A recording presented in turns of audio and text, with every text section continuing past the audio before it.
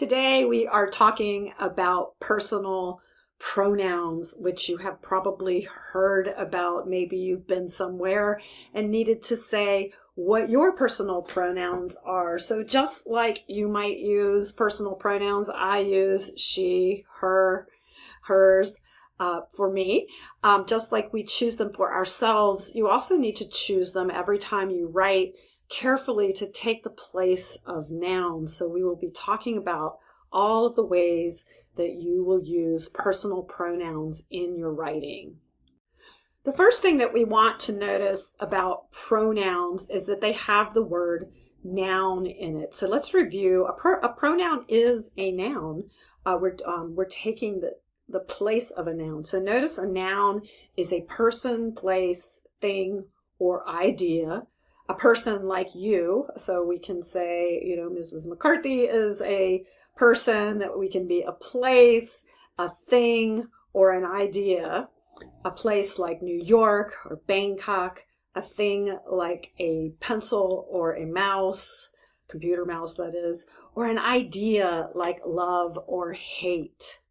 Notice that pronouns either take the place of nouns or they refer to nouns, and we'll get to that when we talk about the different kinds of pronouns that we can use. A couple of rules, and you should write these down. It's a great idea to handwrite these things in your notes as you watch the video. You must name the noun before you replace it in your writing. So for example, I can't say something like they say. I need to name, if I'm talking about astronauts, then I can talk about they. If I don't name the group of people, I can simply use the word people and then they. Also, choose your pronouns when you write and stick to the same one. So don't shift your pronoun. For example, you'll notice the pronoun in all of this is you. We have your, you, and you. So make sure, for example, if I said people should choose their pronouns when they write, and then maybe I said so that you don't make mistakes. And I see students do that all the time. So if you choose they, you might write a little note to yourself in the margin as you're writing to make sure that you're going to continue using that pronoun. The first kind of personal pronouns that we have are called subject pronouns, and I'll go ahead and give you those. Notice we have first, second, and third person. I'm setting this up a lot the way you will see in your foreign language classes when you have, for example, in Spanish, you have yo, tú, él, ella, nosotros, and all of the ellos. You have all of those.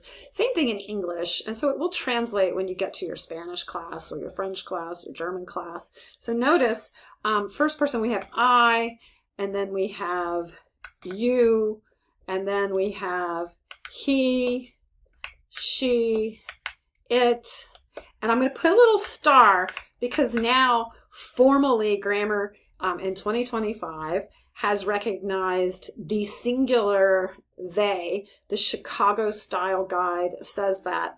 It's saving me an awful lot of ink or comments as I'm grading because I used to have to say that you needed to use, for someone, you would use he or she, but now you can say if you love someone and someone is singular, set them free, and it's absolutely fine grammatically for our times now. In the plural, I becomes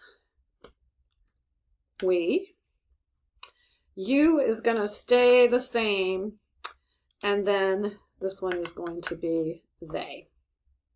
These are our subject pronouns.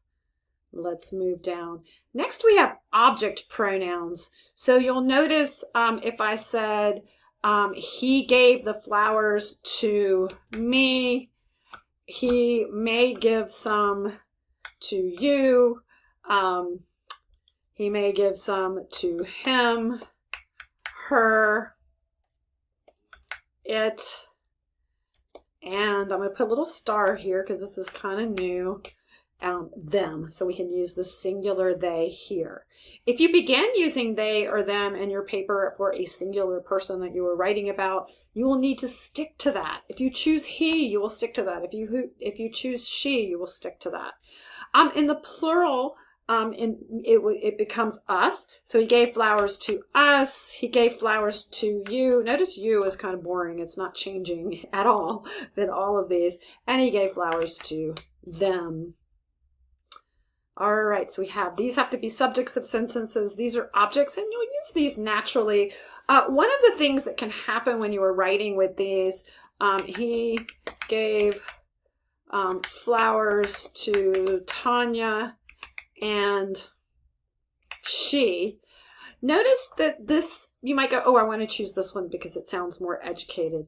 Notice, get rid of Tanya and say, he gave flowers to, you would never say to she, you would say to her. Same thing, I see students all the time. I'm going to come back up here to the subject ones. They will say something like, me and my cousins are going to the fair. Well, you would never say, and notice my grammar checker is smart and it's telling me not to do that. Notice it's giving me the correct one. Well, let's talk about why. Notice that I would never say, me going to the fair. It sounds like, you know, our caveman pretend to talk. So notice that we always want to test without. I would say, I am going to the fair. So yeah, I want to say, my cousins and I are going to the fair.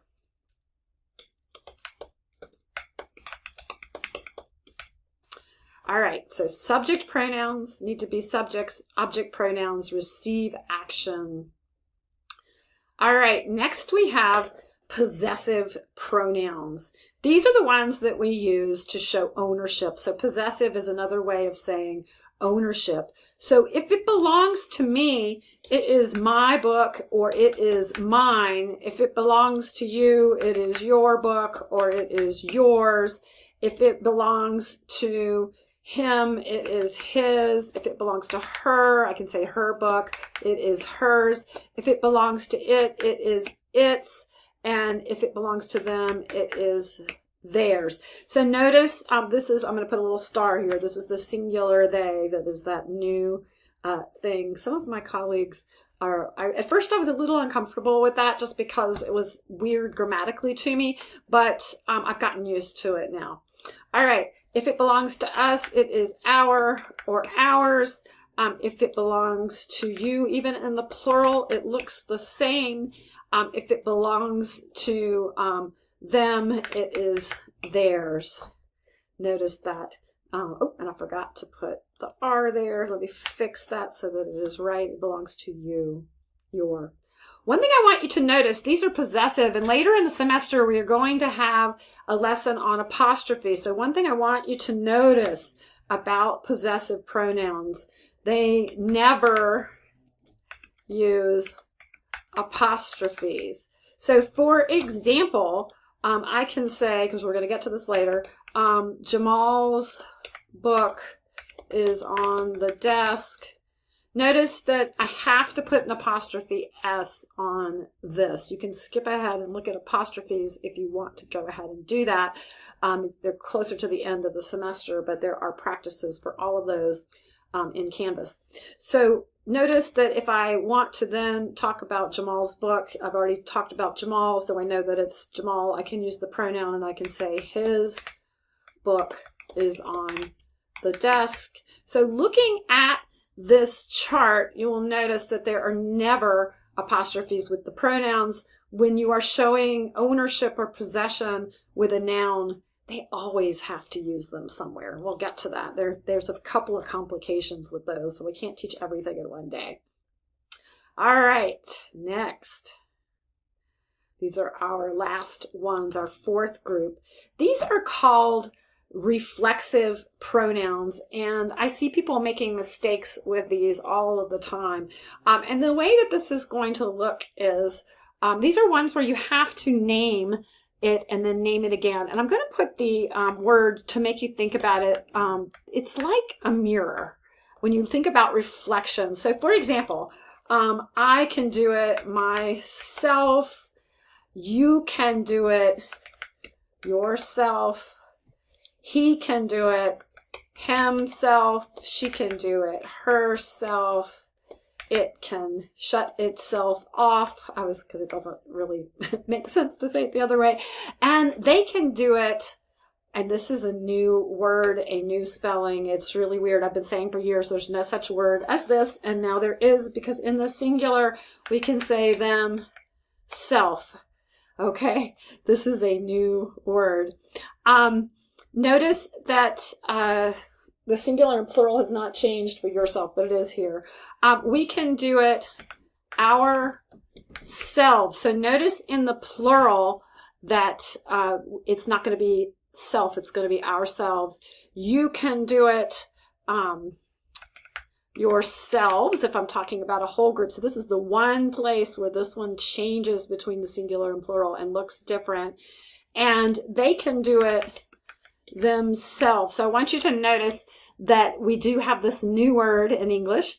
So if you haven't studied pronouns for a while, this is actually new. And this would be what we would use if we just have one person who identifies by using this gender neutral pronoun they, and in the singular. And then this would be a whole group of people. They can do it themselves. The mistake that I see all the time with this particular pronoun is people will say things like, my colleagues and myself are going on a retreat.